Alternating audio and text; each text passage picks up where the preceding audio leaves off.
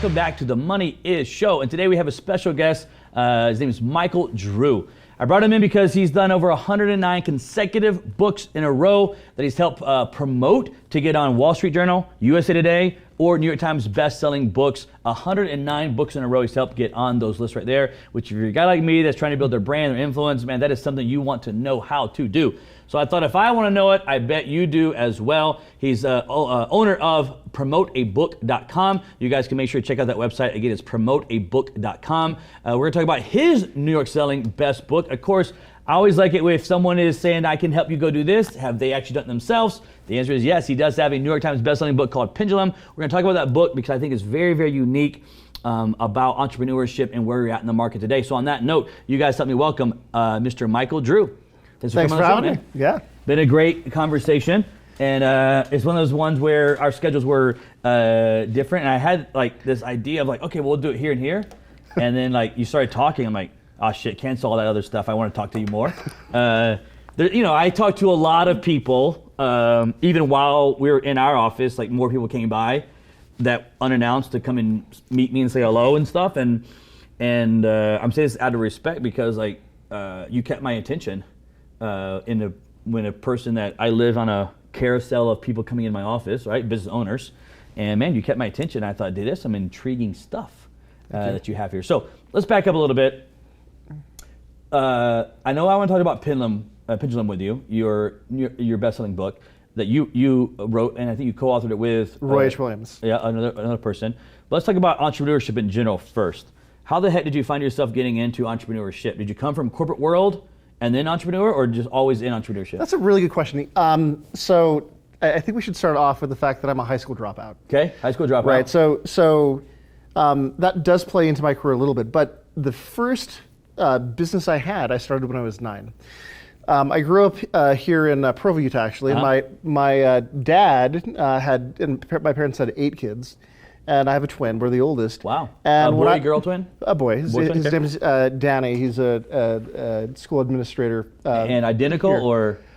If he walked in the room and the cameras were off and yeah. we both were to speak, you would think we were the same person. But wow. Yeah, we're both fraternal. So I was 9, and my dad couldn't pay for new school clothing for us for that year.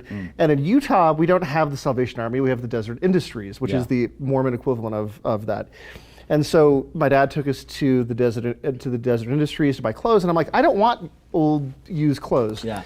And so I decided that I wouldn't have old clothes. So I went and I started working at Brigham Young University housing, doing odd jobs for the college students that went there, from taking out the trash to doing the dishes to singing telegrams. Did they hire you to do that? I mean, I would go knock on the doors. Yeah, that's what I'm saying. So and I would say, hey, my name is Mike Drew, and I would sell myself, and they would hire me. And I found that I could average somewhere around $150 an hour as a 9-year-old.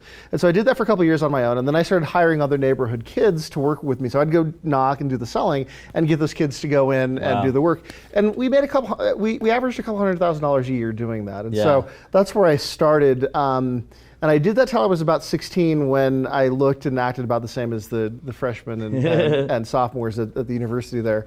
So my background kind of comes from entrepreneurship to begin with, and it came from the need to want to take care of myself. It's one of the things I learned at a very young age, was that if I wanted something, I would have to figure out how to go and make that happen for myself. And so I started there, decided in high school that I liked drugs and girls more, and dropped out of high school. And then what year were you? Senior year, okay. Yep. And ran away and lived in Washington State, up in the Bellingham area. Okay. Yeah. And was a drug dealer, and was a very good drug dealer. Yeah, made a lot of money. Kept your selling ability skills from young, and now applied to drugs. Well, you know, if you've got something you can give away and get somebody addicted to, it's not hard to get them to come back for more product, right? Not something I'm proud of, but it was something that certainly kept the sales process going. When I came back from living in Washington State, I didn't have to be homeless. I didn't have to sell drugs. It was a choice. I just chose that lifestyle, right? I came back and lived at my mom's house, and got a job at a Burger King. and met my first wife. That's a big swing right there, bro. It is. You went from selling drugs to Burger King. And I became a shift leader and manager within a couple months. What made you stop selling the drugs and do Burger King? What pulled the trigger for you? So in Washington, I saw a number of overdoses. I saw stabbings and abuse and other things by cops, and decided that I didn't want that lifestyle. So I made a rash adjustment. I think we talked about this earlier. Human beings always take a good thing too far. So my reaction to selling and doing drugs and all of that was to go the exact opposite end. Swing pendulum. Exactly. To the other side. Go to the other side. And I was a high school dropout, so it wasn't like I was going to go get a different job. But I met at the time I was 18, and I met a young lady who was attending BYU and Brigham Young University, and we decided to get married, which I wouldn't advise at that age, but I did anyway. And she said I was too smart to manage a Burger King. And so she got me a job at a company called Executive Excellence, which at the time was a division of the Covey Leadership Center before Franklin and Covey merged to become Franklin Covey. And I got the job selling the magazine, and I became the number 3 salesperson within that company within 3 months. Now, I've done sales my whole life, so it's just another extension of selling. But that's significant because the number 1, 2, and then 4 and 5 salespeople had been there for 5+ years, and they were just renewing their old subscriptions. The data book, if you will. Exactly, the book that they'd created. And so I came in and was generating new revenue for the company, and that's precisely when the merger between Franklin and Covey occurred. Now, Ken Shelton was the executive editor of the magazine, and he was given the magazine by Stephen R. Covey. Now, Ken stated, and I've heard other discussions with Stephen M.R. Covey and Sean Covey that this may not be the case, but what Ken told me at the time was that he was given the magazine, Executive Excellence, by Stephen R. Covey for his ghostwriting of 7 Habits of Highly Effective People. Regardless of the details of that, it doesn't much matter, because he came to me and he said to me, Mike, we publish all of these great business authors in our magazines. Why don't we start publishing their books? And as a young, naive 18-and-a-half-year-old, I'm like, yeah, let's do that. And interestingly enough, my grandfather was the dean of the Library Science School at BYU. My mother's a librarian. My father was a professor of literature at BYU. So I have that literary background in my genes to begin with. And so I did, and I failed miserably for a year. Yeah. But one of the things about sales and entrepreneurship is that it doesn't matter if you're in a corporate job or if you're on your own. Entrepreneurship is about that drive to go figure things out and make things happen. And so even working for Executive Excellence in publishing, I figured out how publishing worked, and I got Executive Excellence set up to get retail distribution through a distributor called NBN, and I figured out how to work with authors to be able to maximize retail shelf space. And I impressed some fairly important people in the industry. And because of that, I got a job offer from legendary publisher Ray Bard of Bard Press out of Austin, Texas. And I accepted the job. And the first day on the job, Ray Bard said to me, Michael, we publish business authors. What our authors want more than anything else in the world is to be a New York Times bestseller.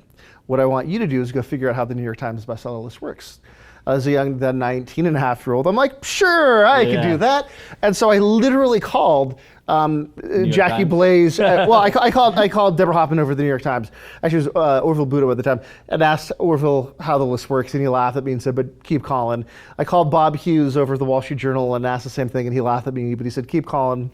Let's keep chatting. Did the same thing with Jackie Blaze over at USA Today, and just started developing these relationships with the people that put the list together. And during that time frame, Ray Bard had me work with legendary marketer and advertising professional Roy H. Williams. He's known as the Wizard of Ads. He owns the 4th largest ad agency in North America for buying radio. And when we look at actual advertisers, he makes people like Dan Kennedy look like small potatoes. He's working with billions and trillions of dollars of other companies' money in terms of what he's doing. So he was the real deal. And I worked with Roy to launch his book, Secret Formulas of the Wizard of Ads.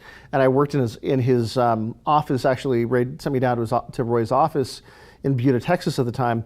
And we devised this campaign where we mailed an advance copy of his book to the general manager of every radio station in North America. Now, that's important because those radio managers were vying for Roy's clients' money. So being able to get their attention was an easy thing to do because it was a letter from Roy with a copy of the book asking them to buy books in bulk. Now this was back in '99, so it's been a few years. And the offer was, hey, you know Roy, you've seen his training, you likely read his article in Radio Inc., you've probably seen him speak at your state radio bureau convention. We have a special offer. Buy 20 copies of his book and run 200 radio spots promoting the book, and we're going to give you a copy of his 12-taped training library on VHS. Again, this is back in '99, so we were just starting to move from VHS to DVD, but VHS was what the offer was. And we had over 900 stations out of 6,000 in North America that participated in that offer. Wow. We launched the book to #1 on the Wall Street Journal and #3 on the New York Times. And that was my first of then now 109 consecutive Wall Street Journal, USA Today, New York Times bestsellers. But I think that in terms of the entrepreneurship, the benefit that I've had in terms of even figuring out the New York Times bestseller goes back to when I was a kid trying to figure things out. Ray Bard didn't know how to make the New York Times bestseller. He simply knew that the authors that he published, which were business authors, had a need or a desire for their business to be New York Times bestsellers, and so he asked me to go figure that out. And so I think that's one of the big things about an entrepreneur, no matter if you have a full-time job or you're working on your own, what we do is we see an opportunity, we see something that needs to be solved, and we figure out how to go solve that problem. Mm-hmm. And that's exactly what I did then and what I've done throughout my entire career. Now, when you think about entrepreneurs, it goes back to when you were 9 years old, and I have a question here for you. You had that ability to, in your terminology, go figure something out, right? Like the problem was, I don't want to wear these clothes, basically from, a thrift store or a Goodwill or whatever you want to call it. Right. And so there's a problem in front of you, and entrepreneurs have this ability to just go like, okay, look at it and figure out how to go figure out a way around it, through it, over it, under it. Doesn't matter to us, but we'll figure a way, around it. Do you think that quality of entrepreneurship of let's just say not the quality of figuring stuff out, but the quality of entrepreneurship, the gift of entrepreneurship, do you think you're born with that or it's created over time in you? There's no wrong answer, just. I believe that, like any talent, mm-hmm. that people are born with natural biases or preferences towards specific things. Roy Williams and myself look at things in terms of talent being right brain pattern recognition. So someone mm-hmm. who's a good guitar player has a natural ability with the right brain to see the patterns that would go into a guitar. And I think that there's a certain mindset for the entrepreneur that's the same, that we have a natural ability to see the world in a different way mm-hmm. that gives us that ability. Now, that doesn't mean that somebody couldn't learn to do what an entrepreneur does. It means it's not natural to them. Just like I can't play the guitar. I have a younger brother who is the founder of the Salt Lake Pops Orchestra. And he's amazing at music. He can pick up any instrument and he can play it even if he's never played it before, right? I can't play a chord on a guitar or on a piano or anywhere else. Yeah. So just like it's a natural ability for him to play music, entrepreneurship is natural for me. That doesn't mean that I couldn't, with a lot of work, learn to play an instrument. With a lot of work, I could do that. And frankly, I don't know that the world would benefit from everybody being an entrepreneur. Oh, no. It for sure wouldn't. And my belief, and this is just strictly my belief is we all have different talents, if you will. You give the example of music and entrepreneurship. You could go learn how to play a piano, sure. Absolutely. Right. I'm with you in the fact of I couldn't play Mary Had a Little Lamb on a piano right now. I don't even know what, I could just smash it, right? But if I go learn how to go do that, what does that actually accomplish? Right. In the sense of like, go to your brother who could walk up to a piano and naturally can just like see how it works, understand it very quickly, and start playing stuff. And then if he practices and gets training and so forth, it even goes to a sharper level, right? And that's what entrepreneurship is. You could practice it, train it, and sharpen that knife. No matter how much someone, no matter how much I play the piano, I would never be as good as your brother in playing the piano. Because he has a natural talent that I will never be able to ever compete with. I would just be memorizing the steps of how to go do something. Well, and let me not only echo what you're saying, but for entrepreneurs even go a level deeper than that. One of the things that I've learned in my career, in my life, which is something hard when you're younger and a young buck, is that my talent is within a finite area. I hire a lot of coaches and a lot of consultants, entrepreneurs, business owners that specialize in different things that I don't. Yeah. For me to look at accounting would be absurd. Like just it's not within my genius zone, my sole purpose to focus on that. And so one of the things that I tell entrepreneurs is what you need to do is eliminate everything else within the growth of the business that isn't within that genius zone. Go hire the experts to go do those other things, whether they're internal employees or whether they're coaches that you hire. Yeah, I 1,000% agree. And I think that, as an entrepreneur, you start off and if you start from nothing, right? Unfortunately, you have to do all those freaking roles and they suck horribly at the beginning. But I think a key point is very quickly lining out for yourself, what is your key strengths, what is your key talent that you have in that realm of, okay, we gotta do all of it now. But once you narrow, and you should know very quickly, here's what I am great at, here's what I'm good at, and here's what I suck at.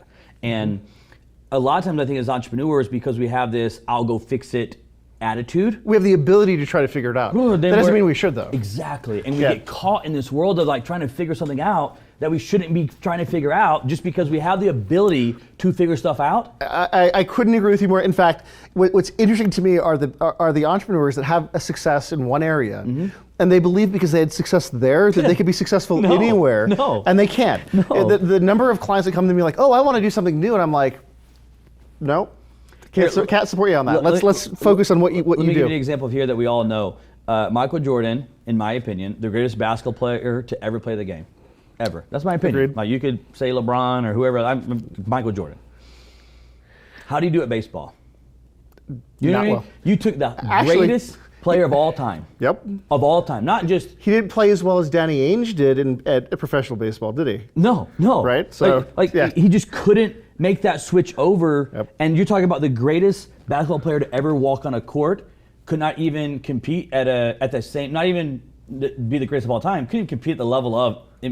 He didn't make the pros. Matter of fact, unless his name was Michael Jordan, he probably never made it into the AAA teams. Right. Probably never made it into the, again, remember he played for the Chicago White Sox. It wasn't by happen chance. If you're Michael Jordan, you can call the owner of the White Sox and say, I got a great idea for you. Let me come and play in your minor league system. You will sell out every single stadium from here on out that I show up to, right? If you remember this, it was buzz everywhere. Michael Jordan's going to play baseball.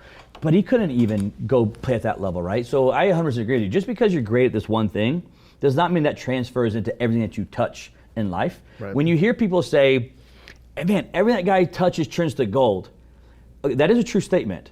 And in my opinion, what that means is that guy has figured out where his lane is and just keeps touching the same thing in a different format maybe, but it's the same thing over and over and over again. He's not just doing this and touching gold everywhere. My client friend that you've interviewed, Garrett Gunnarsson, has a belief set, a value set that we're all born onto this planet with a sole purpose, an SOUL purpose.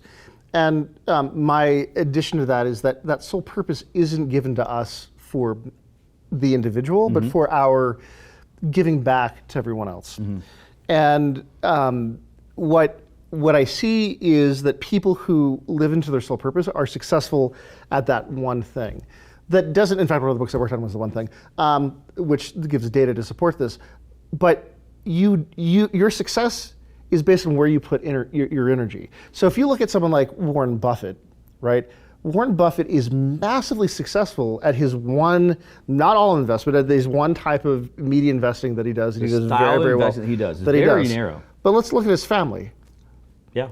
Like his family, by any other definition, would be defined as a failure, right? So, if to your point, if someone everything they touch is gold, it's within the realm and range of what they're very, very good at, not within everything they touch or into. I 100% agree. So let's go back to the books for a second, because you have this unique ability to 109 books consecutively in a row turn into Wall Street, USA Today, or New York Times bestselling books. But as I talk to you, it's actually a lot more than just about being a promoter or a co-author or a writer for a book. Your brand, your business, your brand goes a lot deeper than the book itself. So that the audience isn't confused, when I'm saying that, what does that mean to you? I think what would be helpful would be for me to define my sole purpose. Okay. My sole purpose is to help people find their voice, test and refine their voice, and ultimately share and amplify their voice. So the definition of a platform historically is to be at a point elevated above a crowd. Right? If we think back to politicians before technology or missionaries or whatever else, they would stand on a soapbox, a physical platform, or on a stage, a platform that would allow them to stand above the crowd so their voice could be broadcast over the crowd, over the audience. And so when we work with clients, what we're looking at is what is the platform that we're elevating that business owner to stand above the crowd so their voice can be heard. And so a book is a tool, it's one of many tools that can help to take your elevated voice and spread your message to a large audience. But it's only a tool, it's not the only tool, it's not often the best tool. It is simply a tool that can be used and leveraged within the right timing and the right opportunity. Inside of that, you have business owners now that have kind of came across this idea of like, hey, I should have my business and I should have my personal brand, kind of going hand in hand here. I'm a CEO of this company, and I should also be building my brand out as well, right? And then you have the other CEOs who want nothing to do with social media, their brand. They just want to do and neither one is right or wrong. I'm not here to debate that point, but you have this new kind of industry that's, I don't want to say it's a new industry. I don't think it's actually a new industry, but it's more noticeable now of people building out brands as they go through it. And a lot of times what they end up doing is they go get a book and they're like, oh, if I go write a book, I can build my brand and I'll use this book to get people in the door, if you will. And the book is used at the very, very beginning of the process as a marketing tool. It's a bigger business card basically of the book. And then you have authors that write actual books that they don't care when I'm going to say they don't care, but they're not using it as a marketing tool. They're using it as the content, right?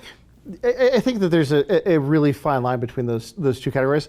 I actually find it offensive when people either promote the idea of writing a book as a business card or using their book as a business card. Yeah. I don't want to read a business card. Do you? No, like, I don't have that's them. That's absurd. Like that's terrible. And what is that telling the customer, the reader? I only care enough about you to give you my business card. Like, you're going to waste my time to read a business card? That's offensive. But I think that what's important is that in today's world, technology has eliminated real privacy. So I don't care if you're trying to live off the grid and to live in privacy. The reality is, I can find out information about virtually every living person on this planet and know anything I want to know about them. And so the question isn't one of the need for privacy, it's a matter of what are you going to do with the actions that you take and with the impact that you make on the world. How are you, some call that legacy, but beyond legacy, how are you giving purpose and meaning to your pain, to your sacrifice, to your joys, and to your successes?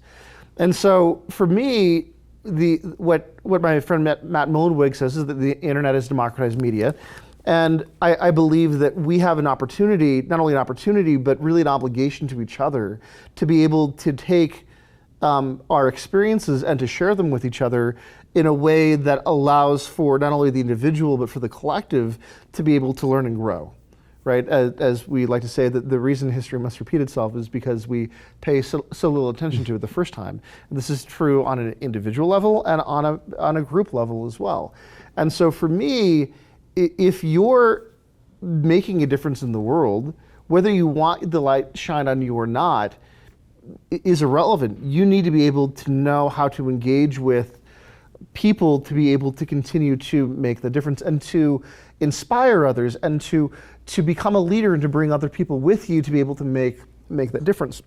But what I would never do and what I would never advise is to so loathe other people that you commoditize them and that you commoditize your own experience. Rather, you should be sharing your experience for the betterment of everyone else. Yeah. Yeah, I think you have obligation. An obligation. To even go do that, right? Yep. That's my opinion, that you even have obligation to it. I want to talk to you about Pendulum, the book that you wrote with Ray. What year did you release that book? 2011. Okay, so you released it in 2011, still a New York Times best-selling book. Tell me a little bit about the book, because I think this gets really, really interesting. Because I enjoy history. I think there's a bit of history inside of yours. I enjoy when books are written off of using data. I enjoy that. Sometimes readers get bogged down by it, and it's not that I want to understand all the data, but I like the reassurance that data is there, not just like, hey, this is my opinion. Your book Pendulum has a lot of data back behind it, which I enjoy as well. Talk to me about the viewers about what pendulum means in the book, and I'm going to dive a little bit into it. But give me a high level of pendulum first. So Roy Williams, the Wizard of Ads, owns the 4th largest ad agency in North America for buying radio, and he has an obligation to his clients to be able to help spread their voice and their message in a bigger way. I own the largest book marketing agency in the world, and that's what I do. I mean, that's my sole purpose. That's what my agency does. And so back in the early 2000s, we were discussing and debating how to be able to give our clients a competitive advantage with the advent of new technologies. Look, when we first started researching this in 2002, 2003, Google wasn't public yet. There was no YouTube, there was no Facebook, there was no social media, but we knew, we could see, everybody felt this big titanic shift within technology, and we wanted to know, without knowing technology, how we could give our clients a competitive advantage. And so Roy's a strong evangelical Christian, and he noted that King David said in the book of Solomon, the thing that has been is that which shall be, and that which shall be is that which shall be done. And there is no new thing under the sun. Is there anything whereof it may be said, see, this is new? No. It has already been of old time which was before us.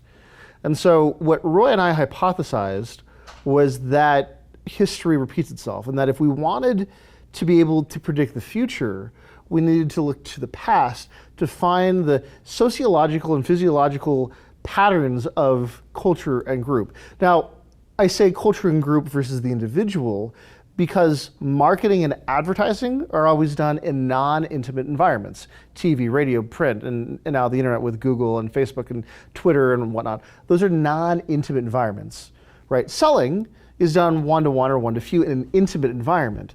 And so if we want to know how to engage groups of people, we needed to look at cultural movements versus movements of individuals. And so we hypothesized that there must be a pattern in the way society changes its ideology from one mindset to another. And so what we did is we went back and researched the last 3,000 years of recorded Western civilization, both qualitatively and quantitatively, looking for a pattern. Now, when we did the research, we thought it would be a directional pattern. We thought that human beings are unique enough that it would be directional but not specific. And the more we researched, the scarier it got how very precise and accurate human beings, at least in groups, do the same thing predictably over and over and over again without exception. Mm-hmm. And so what we were able to ascertain was that, first of all, human beings always take a good thing too far. Okay. Right? That happens all the time. All the time. I'm guilty of it. I'm guilty of it. Yeah, most of it. us, sure. Like, you do something good, you love it, you want more of that, right? Yeah, of course. So we're always taking a good thing too far. And so what we determined was that there are 2 cycles. They're 40 years each. A cycle of me about the individual and a cycle of we about the community. Now, neither are wrong or right. Neither are good or bad. They're simply descriptions of the values of culture as a whole during the time frame. Now, one thing that we look at generations differently than people talking about the baby boomers or Generation Xers or millennials or whatnot. We believe that a generation is a life cohort, not a birth cohort. It's not someone born between this year and that year. Rather, it's the lens through which we view things. It's the carrot at the end of the stick that we chase, and it changes every 40 years. And that life vision is shared by society as a whole, not just some subset of that group. And so the reason we call it pendulum is that a pendulum will start off at point zero. It'll swing up to its zenith, and then it'll swing back. And the gravity that pulled it down becomes the momentum that pulls it up until gravity stops it up at its zenith and pulls it back down and back and forth and back and forth. And so we look at this as the pendulum that moves society from a me to a we, or from a we back into a me. Historically, the average life expectancy for humans until about 200 years ago was 36 years. And so within a 40-year time frame, an entire generation would live or die. One of the bits of research that Roy started with when we started out was looking in the Jewish scriptures as well as the Bible. And we look at the fact that in the Old Testament alone, in the Jewish text, there are 67 mentions of 40-year generational patterns. The most obvious one is the story of Moses. Moses, when he was kicked out of Egypt because he killed an Egyptian slave master who had killed a Hebrew slave. He was the prince of Egypt. He did what he wanted to do when he wanted to do it. When he returned to Egypt, he was 80, 40 years later. And he had changed so much that he no longer could speak for himself. He stuttered. Aaron, his half-brother, had to be his mouthpiece. And what did he come back to do?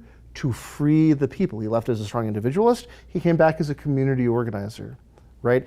And to punish the Israelites for worshiping a false gold calf after he brought down the commandments the first time, God punished them to wander around the wilderness for 40 years to allow that generation to die off, right? So we see these patterns throughout history and through both not only biblical texts, but through historical texts and through simply the time through which a generation lives. And by mapping out the movement from me to we, or we back into me, we're able to reasonably predict the values of society, no matter where we are in that the pendulum swing. And by understanding the values, we can define what products and services they want to see and how they want them presented, and the style and way that groups want to be communicated to, and how we want to hire and train employees, and those types of things. Values within the cycle are dictated by the reaction to where we are, which either creates taking a good thing too far or reacting to that. And so from a marketing standpoint, and a business standpoint, it gives us very clear direction that gives us a competitive advantage. Now, certainly there are way bigger cultural implications that Roy and I didn't intend to discover when doing the research for the book, that describe things like the last several presidential elections and the animosity that exists within the world and other such things. But the intent of it was to understand the cultural movements so that we could give our clients a competitive advantage. Yeah, so when you talk about competitive advantage, the thing that struck me unique is it's hard to do on the show here, but because we literally drew it out in my office so I could better visualize it, right? And really quick before we move forward, if they want to get a copy of the book, Pendulum. It's available at Amazon, Barnes & Noble, most retailers. And your website, promoteabook.com, right. Is it on that one or not on that one? It's not on that. It's not on that one, okay. So promoteabook.com is more like if you're looking to have you and your team promote your book, okay, or grow your influence business, then that would be where they would go to contact us. Go to that. For the book of Pendulum, they can just go to Amazon or Barnes & Noble and get Pendulum. Okay. Yep. So the unique thing about the Pendulum was, again, my dad being in the teaching side of it. Oh, a side note, if they want to see a quicker presentation of that, I did a TEDx talk in 2010 up in Calgary where I've taken a 90-minute presentation and condensed it down into 15 minutes. So if they just YouTube my name, Michael R. Drew Pendulum on YouTube, it'll pop up as well. Pop up for the TED Talk? The TED Talk, yeah. Talk.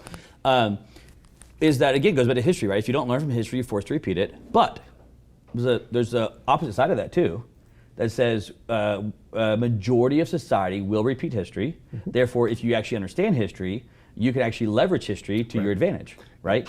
And I have been fascinated with that statement my entire freaking life, right? And I think Pendulum shined a great light on that statement that's right there, because what Pendulum is actually doing on the 40-year swing, right? So you have one 40-year swing on the pendulum of me, and then it comes back, and it's the 40 years pendulum on this side. Now, to be clear, it's 20 years up, 20 years down, 20 years up, 20 years down. Correct. But in that side of it, you're actually able to, with data, start to understand what is going to take place in history and what took place in history, and then it will then show you kind of like a crystal ball what's going to come down the pipeline. So even without taking sides on presidential elections, we've been able to predict before the primaries based on monikers of the candidates who would win each party and who we thought would win the election, simply based on applying the theorem from pendulum. And oftentimes we've done this now for more than 4 cycles. We didn't always agree on who we wanted to win would be the person we picked. It was just applying the theorem.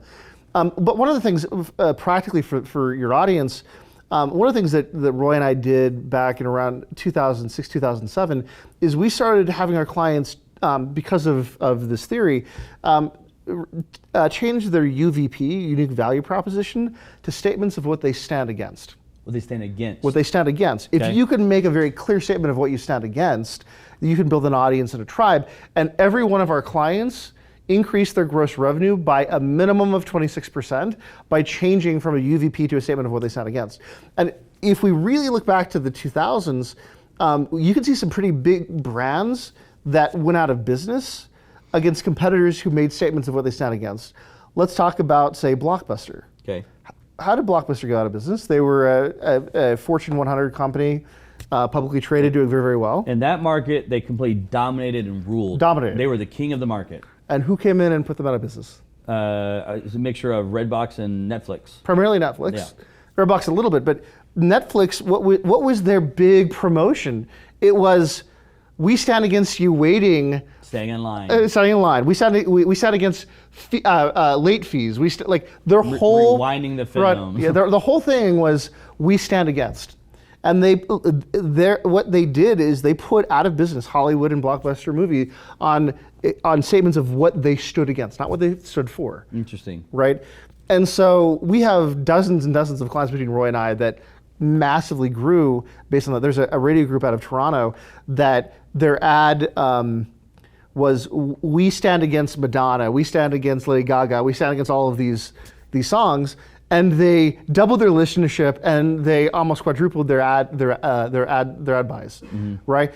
Because the clarity of what they stood against was far more powerful than we're going to play this song and this song and this song. Yeah, I mean, you can look at society today, right? Especially with social media, it's very actually easily. When you find people in social media now, I'm not saying that they have massive influence or that they have, or maybe influence they have. I'm not saying they have massive conversion rate, right? Those are two totally different concepts, right?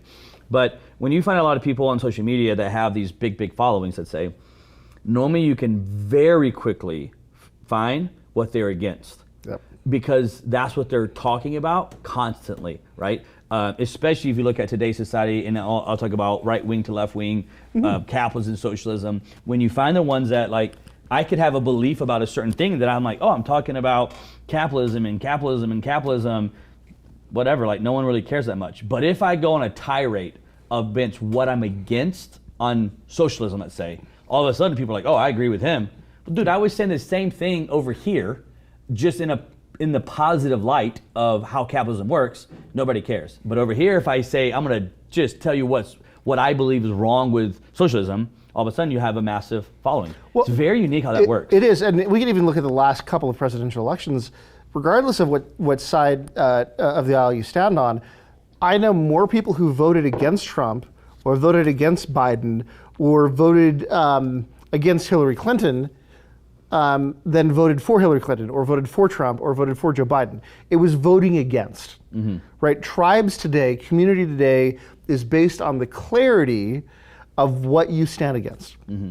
And so from a business and entrepreneurship standpoint, knowing that, understanding that allows us to change our communication and what we put out in the world, because we know that we want to attract people who stand against the same things that we stand against. Why do you think that is? Why do you think people are attracted to I'll say the word negative, I don't want to say it's negative or not, but why do you think people are attracted to the negative, or are drawn to that person versus the positive on it? They're saying the same thing, really. Well, it would be another way of asking the question would be, why does fear sell better than hope? Right? Human beings are more naturally, physiologically, psychologically attracted to, or we want to avoid pain more than we want to feel good. Right? And so I think that plays into this as well. The other is, we're, I guess we haven't defined this for the show, but we're in the we cycle now. We're 19 years in, going to 19 years into the we.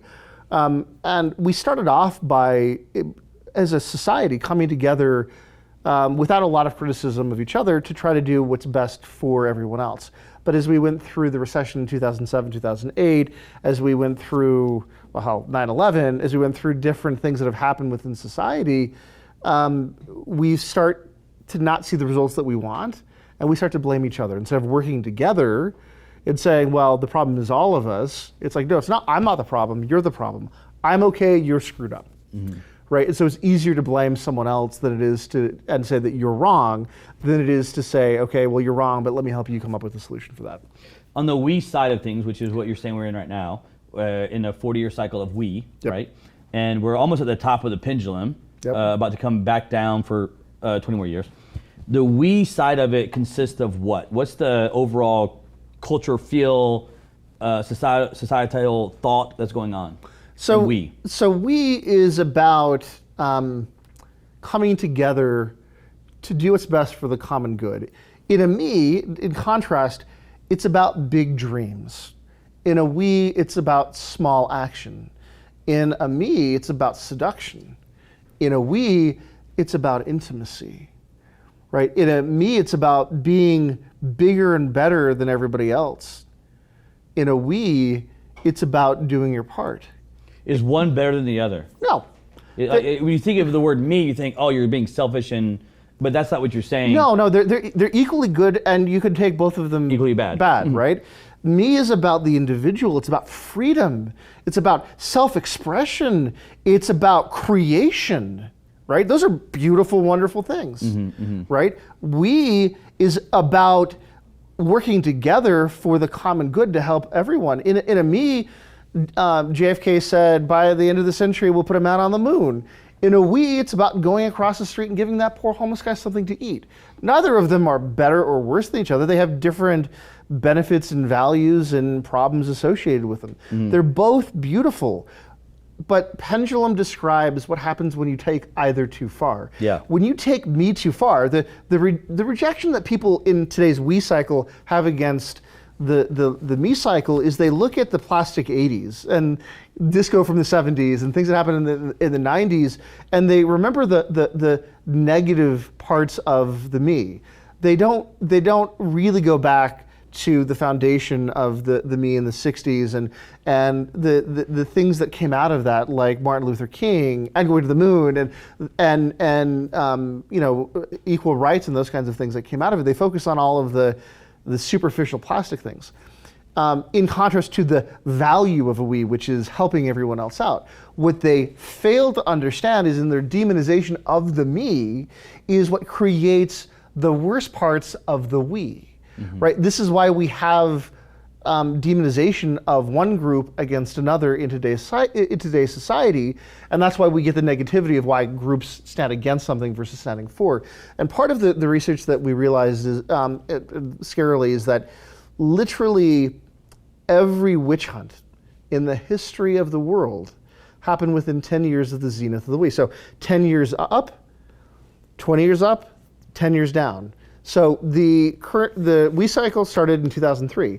So 2013, 2023 to 2033, 2013 to 2033, we are in a witch hunt cycle. And if someone would like to question me on that, let's go back to 80 years ago and look at what happened in both the United States and in Europe. In Europe, you had Hitler, Mussolini, and Stalin. You had Mao, certainly in Asia. And then in the United States, we had Joseph McCarthy. We had Japanese intern camps. Like we had our own camps here. 80 years before that, you had the Second French Revolution. You had the American Civil War. 80 years before that, you had the American Revolution. You had the First French Revolution.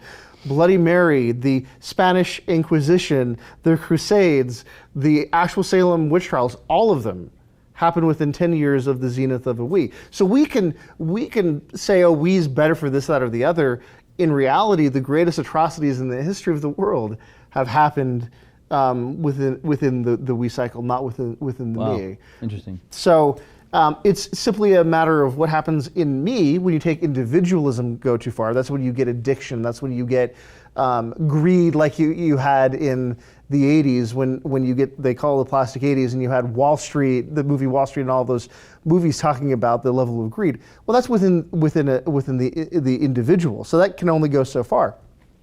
When you get groups of people saying, I'm okay, you're screwed up, and it's your fault, these bad things are happening, and I'm gonna take it out on you, that's when we start to see when you start to see mob mentality. And that's really what the worst parts of we is about, is mob mentality. Yeah. All in the name of righteousness. Right. No greater atrocities have ever been committed than by people who thought, good people who thought they were doing the right thing. Yeah. Yeah, that is by itself is a topic you could go on for freaking forever about, of people who did horrible things, but if you asked them in the moment, it was all for good. All for good. All for good. Yeah. I mean, it's crazy if you think about the simple one I always go back to is Hitler and Holocaust and the soldiers that were there. But if you'd like now we look back and think, my God, how could this have freaking happened? But if you ask the German soldiers then, oh, it was for the better of everybody. It was for the better of what's going to happen for all of us if we do this. It's very unique, and I love the pendulum cycle that you talked about. I love the data behind it. Very unique because again, you're getting into in the business side. If you apply to the business side, you can get to a little bit of a crystal ball of what's coming, what's going to happen, because you haven't even touched on the pendulum in theory. There's a lot that goes into the pendulum in 5-year increments and 10-year increments and so forth. Yep. I would highly encourage people to go read the book Pendulum, especially if you're in business, because I'm always looking for a competitive advantage in business. Like I'm constantly looking for it. And as I sat down and talked about pendulum, I'm like, oh, that's a competitive advantage that I could have inside of it, right? So absolutely love that point. For any of your viewers out there who are familiar with me, have seen me do the presentation or read the book, please comment for everybody. It's one of those things where it sounds easy for me to talk about these things now in terms of social media and these shifts because they've been happening. But I've been talking about these things for 20 years. Yeah. And I get a lot of people who come to me today who say, you were so right. Like, and I'm not trying to say I'm right for the sake of being right. I'm just observing that the model is a very clear, straightforward model that is so well researched that Roy and I are scared by how more than accurate it's been. The current witch hunts that we're in exceed what we in the real world would have imagined. We're not quite at the Holocaust level here yet, but it's starting to get scary, and we didn't really think that it would have to get that bad this time, and it might, and it still might. Well, it's crazy because, like, you know, obviously I work with a lot of different brands and different people, and it's amazing because the witch hunt, let's call it that, if you will, is in the pendulum of we is so severe that's like, if I want to bring two people together that are kind of a brands and influencers, they want to know, okay, who's going to be there, who's not going to be there. Why is this person going to be there? Why can't come if this person going to be there? Because they're afraid of the witch hunt, of the mob mentality, right? Right or wrong, good or bad, that's not my point right now. It's just that it takes place and it's so prevalent right now. And I see it kind of from behind the scenes of like, okay, I literally sometimes have to submit who's going to be here before someone was willing to show up because they don't even want that thing associated with them because they're afraid of the mob mentality. It's amazing what's going on. And when you draw out the pendulum and see it and you start breaking it down, it becomes really, really intriguing, interesting to us. I want to take a moment and move into Money Is as we're coming to the end here. I had your sign for Michael Drew, and Money Is blank. It's interesting because you've done so much research for the last 3,000 years on data of the Western civilization. I'm looking forward to your answer here. So what I want you to do, I'll give you a Sharpie here. I want you to fill this in right here, or whatever your answer is. Sign it right here, give it back to me, and then me and you can talk about what money means to Michael Drew.